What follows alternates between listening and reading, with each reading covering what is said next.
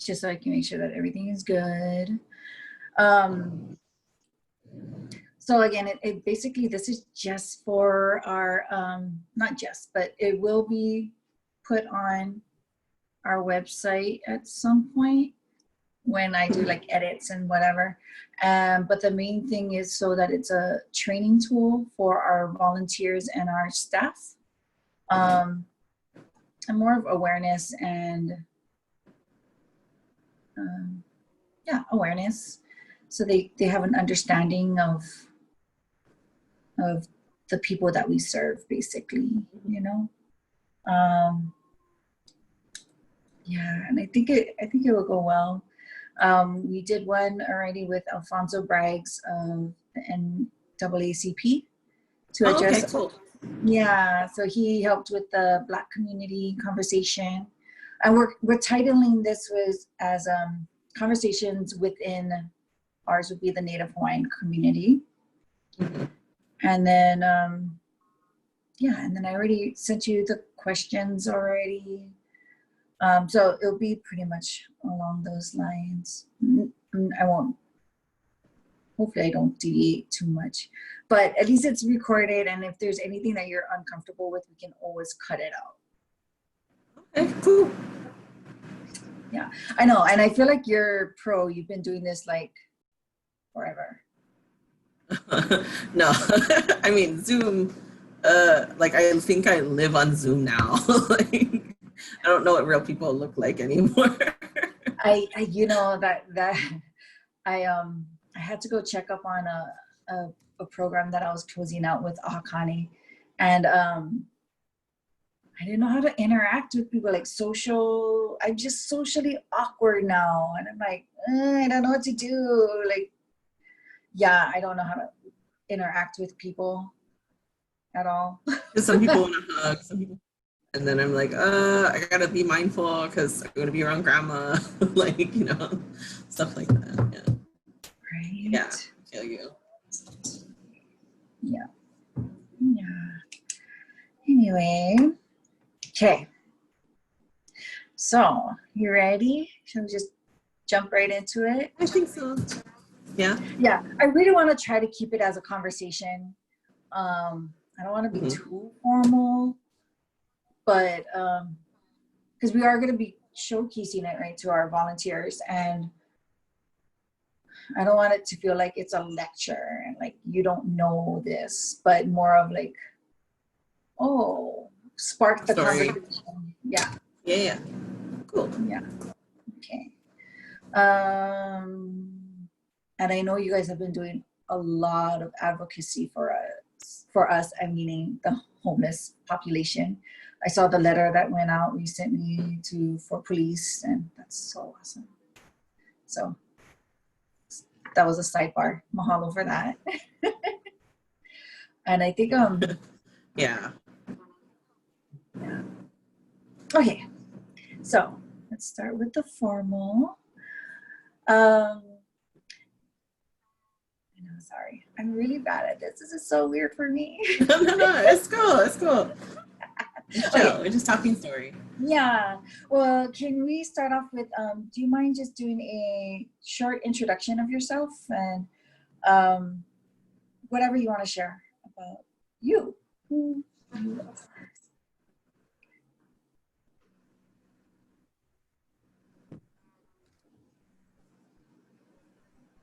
Yeah. Sorry, my internet is being a butt, so it cut out. No worries. Okay. Just a short introduction? Okay, cool. Short introduction. Okay, my name is Shayna Lonoaea-Alexander. I'm the Smart Justice Organizer at ACLU Hawaii. My pronouns are she, her, and hers. ACLU is the American Civil Liberties Union. We've been around for around 100 years, working in courts, legislatures, and communities to defend and preserve the individual rights and liberties that the Constitution and the laws of the United States guarantee everyone. We don't take government funding, we're nonpartisan and nonprofit. And specifically, I work with the Smart Justice Campaign, which is part of a national initiative to decarcerate the nation and Hawaii by 50% while combating the racial disparities in the system. That means we recognize far too many people in the US, namely Black, Brown, and Indigenous people in Hawaii. This means, Kanaka Maoli, Pacifica peoples are disproportionately policed, arrested, and incarcerated. And we just, our mission is to really empower people who've been directly impacted and our allies with the tools and resources to change the system, not only in the courtroom, but at the state legislature, in our communities, and in conversations like these. Mm-hmm. Oh, mahalo. So as we go through this, I think I might have to have you repeat some things, but yeah, can you just repeat again your name into your title and ACLU? Sorry. Shayna Lonoaea-Alexander, and I'm the Smart Justice Organizer at ACLU Hawaii. Okay, perfect. I can work with that later on. Okay, thank you. Okay, so in this conversation,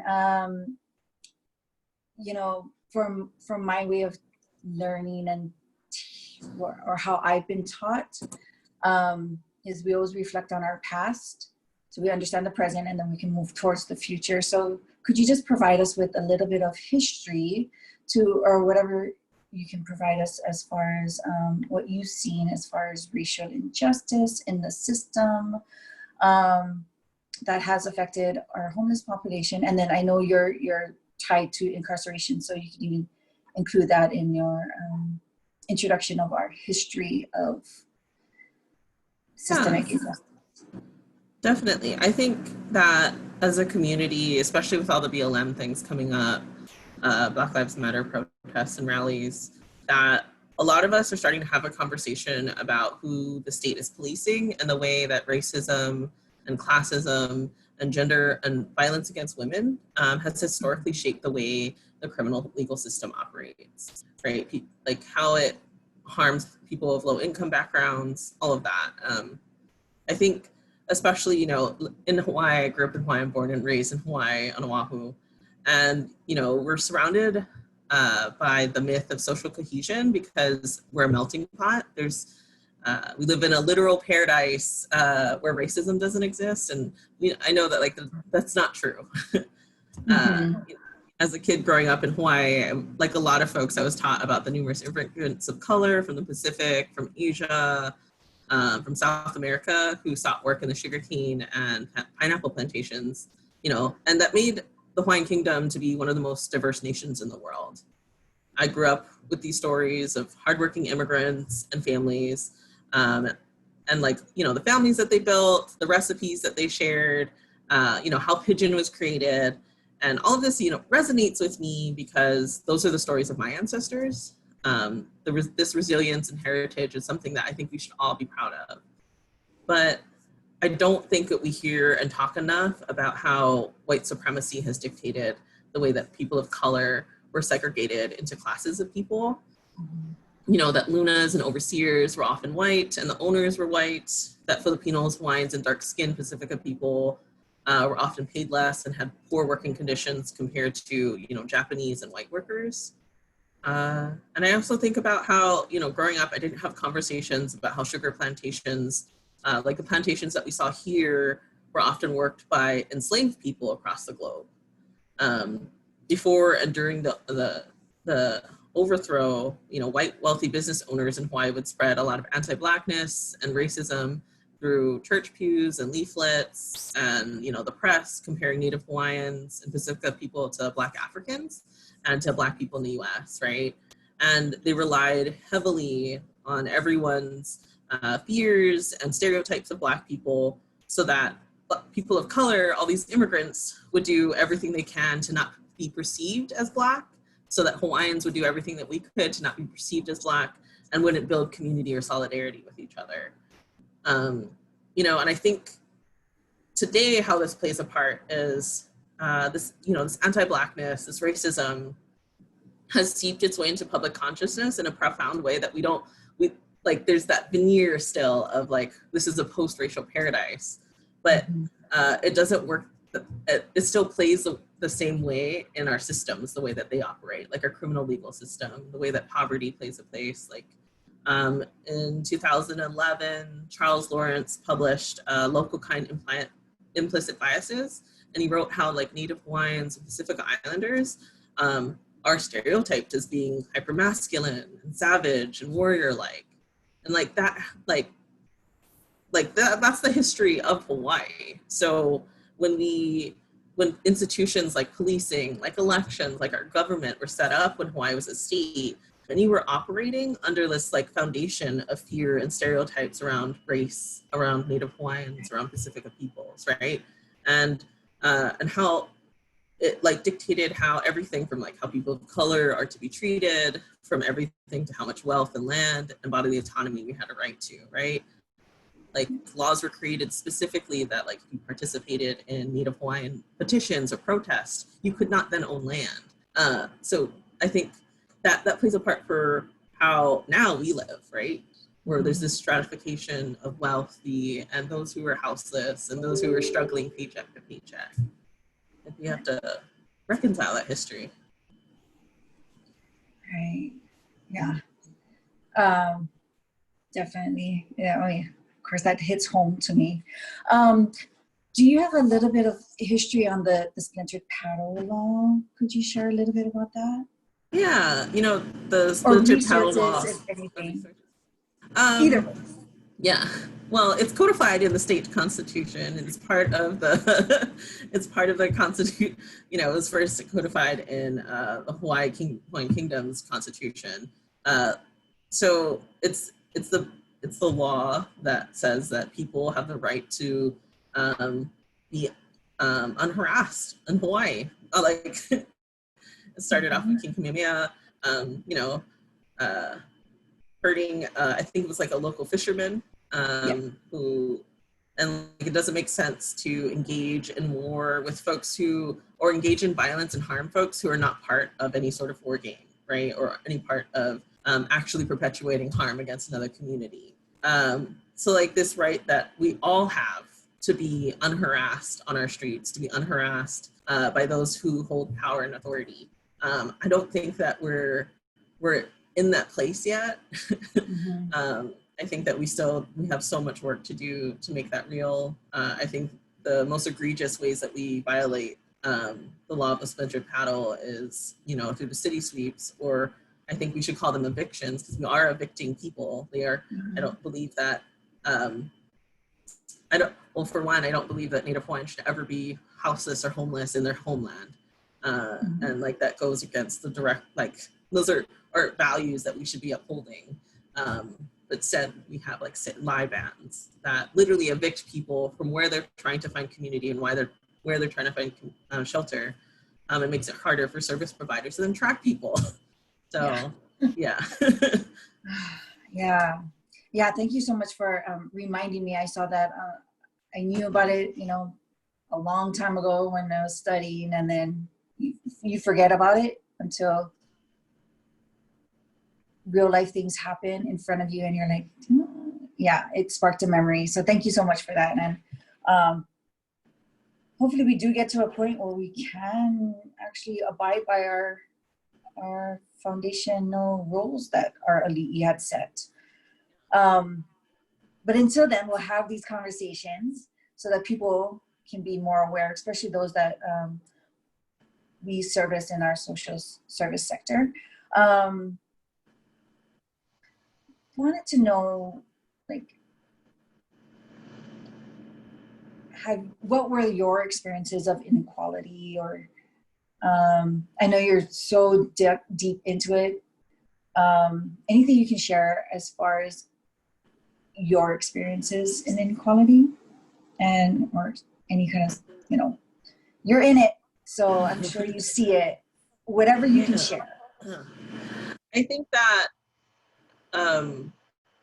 what I've appreciated is that as I've gotten older and I've done more of this work, is I can now name and recognize the injustices that my family and how I personally experienced in ways that I couldn't when I was younger. I think specifically about how how it was so normal as a kid to normalize anti-Micronesian rhetoric and racism, all of those sorts of things, how we talk about houseless people, And it was just so normal. Like you turn on the radio a couple years ago and it would be like, there would be anti-Micronesian jokes. There would be jokes around houseless people. I think about how like, so I'm like the oldest of 7 and my siblings are all half Black and they are visibly so, whereas I'm not. And there was always a conversation in the schoolyard about like, am I really related to my parents? Am I really related to my siblings? And I think like, you know, the other kids, they were taught that. They were taught what families look like and what siblings look like and what social like society should look like. And my family didn't necessarily fit that model. I think about how the first time I can actually remember hugging my dad, I was 11 years old and it was at my grandmother's funeral. He was in prison and they allowed him to come out. But like through growing up, I just talked to him in letters and phone calls. Yeah, it wasn't until it was at my grandmother's funeral where he was shackled at his ankles and wrists and waist and escorted by armed guards that I really like have a face-to-face like physical interaction with my dad. And I didn't see him again until I was 18 because he was sent off to, you know, continent to serve his time.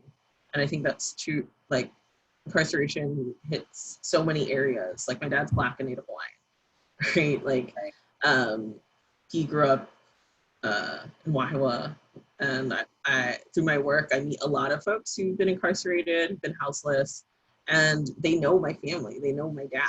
Some of them have served time with my dad. Yeah, and I think that, you know, for the past couple of years, I had worked and lived in Wyoming. And then everything happened with Mauna Kea, with Puna being arrested.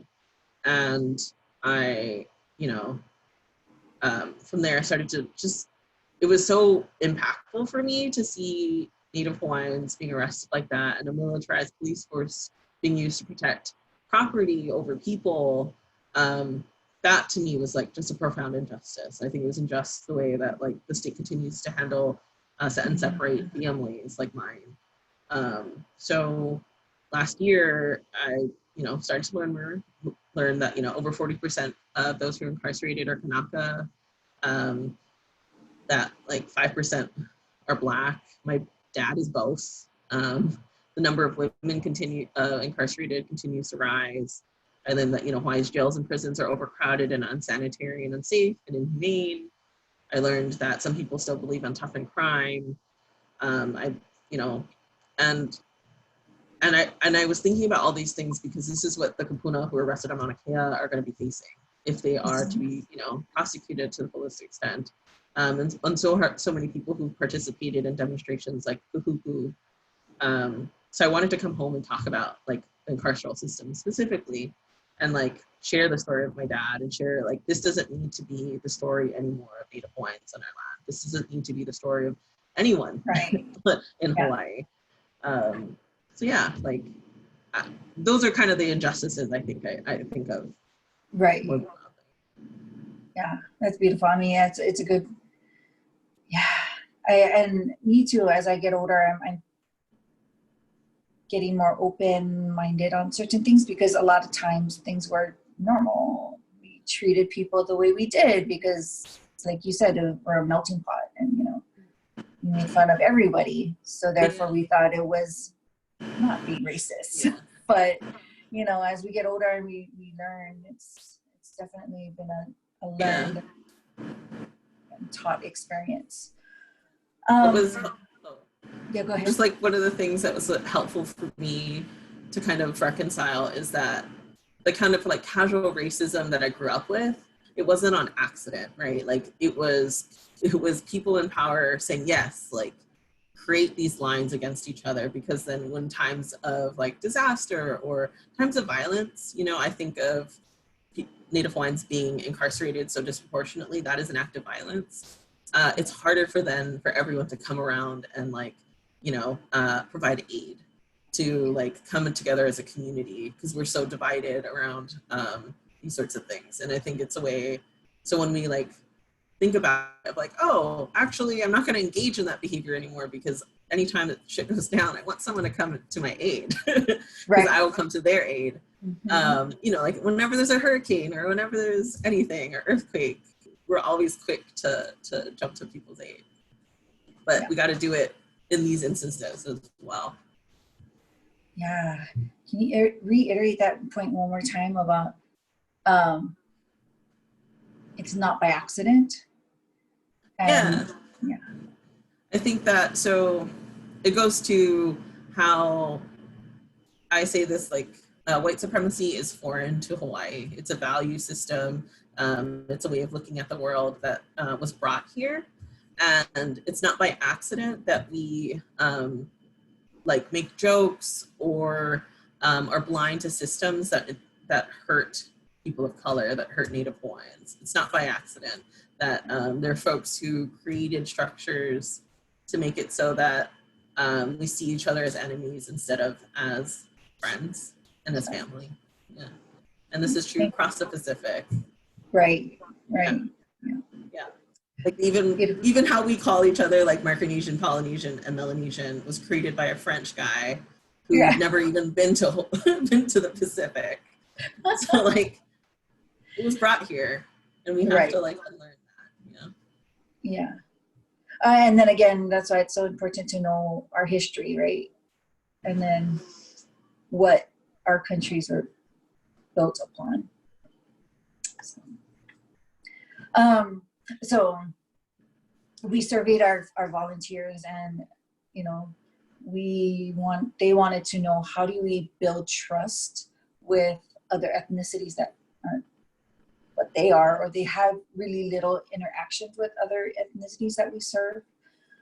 So we did like a small little research, not big, but we found that it takes competency, sincerity, and reliability. But in your words, what do you think is needed to build trust with the Native Hawaiian community? I think of it as kind of, you have to be rooted in sort of like where you're coming from and your values. What comes to me is like radical vulnerability and compassion and respect. I think, the golden rule isn't a nice template, treat others how they want to be treated or how you want to be treated. But I think I want to tweak it all the time. I always want to say, treat every person how they believe they deserve to be treated, right? By respect, if you're going to take up the call to, aid Native Hawaiians, you have to also be aware of the other issues that intersect with the Native Hawaiian community. Like, are they Mahu? Are they low income? Are they, also maybe they could also be Micronesian and Black, and they could have disabilities. And if you're going to be engaging with the Native Hawaiian community, all those things intersect, and you should have a basic understanding of why oppression or harm exists against them, exists against Native Hawaiians and us, and because you don't want to unknowingly continue that harm. And this includes language. I'm a strong proponent that language matters, that in a land where everyone should be speaking Hawaiian, we need to reconcile that, but also be mindful then of how our language operates, how we utilize our language, and how we speak about others and how we communicate with others. And I guess to also say, when I think about compassion, like radical compassion is to voice that people are not replaceable, that every Native Hawaiian who seeks shelter on a sidewalk or on a beach or in a housing shelter or is housed in a prison or jail is not replaceable, that their lives matter too. And I think if you're called to do this work, you need to be grounded in that belief. Yeah. That's beautiful. Thank you so much. Yeah, language is key. And then Hawaiian language it's sorry, I'm going off tangent, but Hawaiian language is it's so functional. It's not, like one word can mean a million things. It's just how you apply it. So yeah, language definitely is, admittedly, I'm not Olelo Hawaii, but it's something that, we should in our own homeland, But yeah, thank you for that. Yeah, I mean, I think that's basically all the questions that I wanted to ask.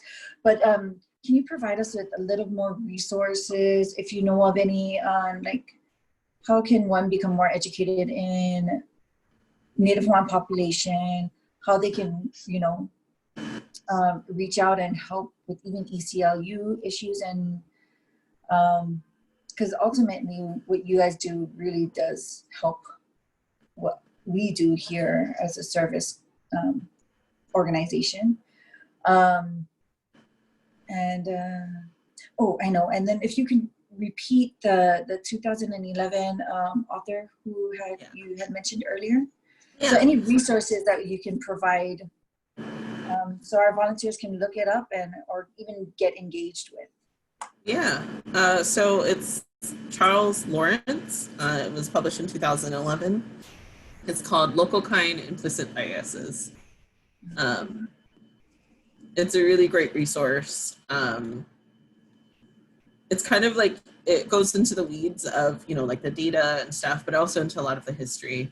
And I think it's super helpful to help for folks to frame, like why do we even have houselessness in the first place? You know, to start from there, sort of like, because there's poverty, and why is there poverty? Why is there poverty in these specific populations? As for getting involved and stuff, like, you know, if folks are wanting to take on the criminal legal system, like if ending police violence or mass incarceration matters to you, like please sign up to receive updates from us. You can visit our website at acluhi.org and follow us on all platforms at ACLU Hawaii. So Facebook, social media, like Facebook, Instagram, Twitter, we're all there. For resources, I think that the Popolo project, we have a really great, like they have a whole syllabus that's not just around like Black folks in Hawaii and the Pacific, but they're, from what I know, like one of the only organizations that actually have a lot of like data and research and reading and articles around racism in Hawaii. And they have like a wonderful syllabus page that just like filled with stuff. Yeah, I went through it. It was great. Really good. Oh, Kanaka Twitter, go on Twitter. Oh, is there one?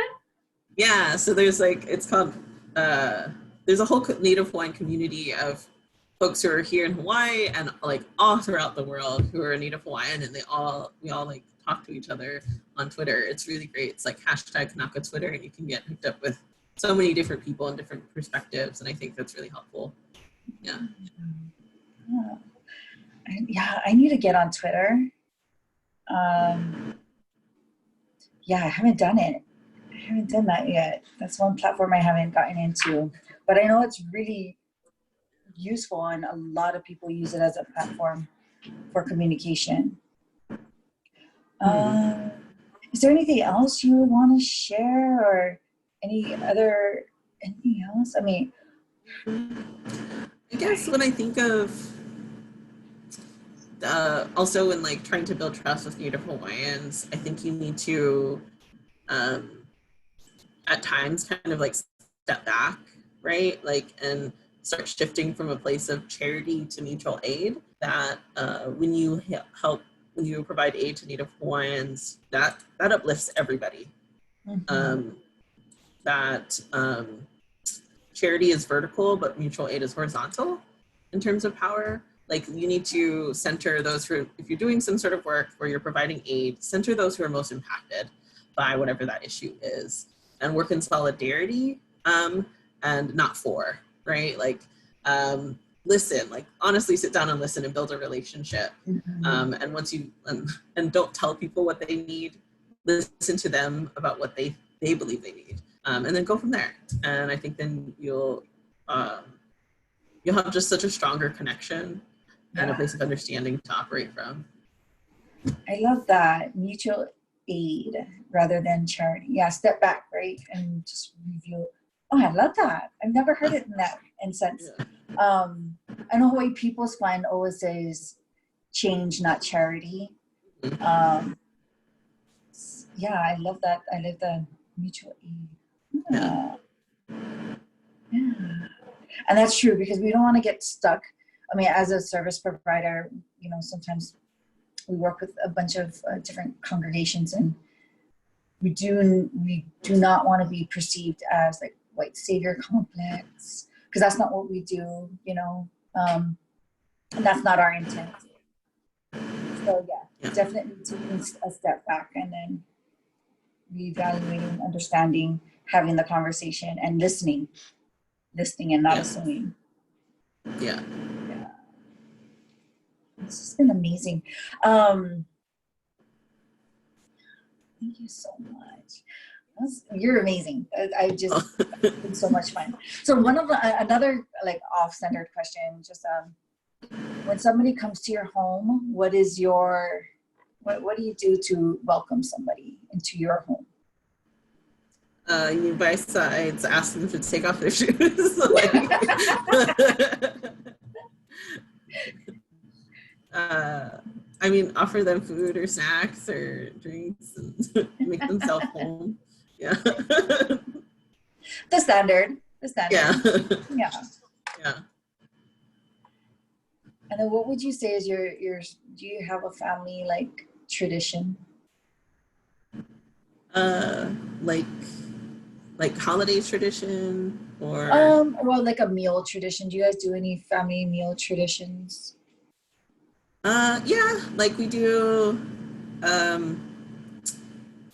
well I mean I when I think of meal traditions, I mostly think of like our big holiday traditions. Mhm. So like my dad's side of the family, the Lonoaeas, we get together every Christmas Eve and we all potluck and make certain dishes that like our grandparents and stuff would make like back in the day. So like pork watercress and stuff. Um, and pig and wow. Yeah. Oh yeah, we celebrate Christmas Eve too until midnight, and then we celebrate Christmas. Yeah, we do the same thing. Oh really? Yeah, I so we thought, all get together Christmas Eve and then we're like party all night. And then we yeah. spend Christmas Day with our little, like, you know, who's ever in the household time, or then go to the different houses.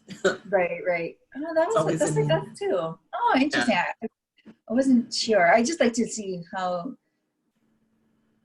we're all, you know, we're all at some point have the same things, experience a little bit of the same things within the family. Anyway, that's not really related to the conversation. yeah, that's cool. So, okay, I'm gonna stop this recording. I think I'm